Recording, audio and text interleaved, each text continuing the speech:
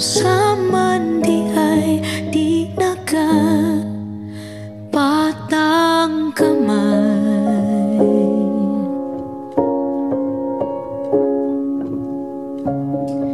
Ipusa na ang imo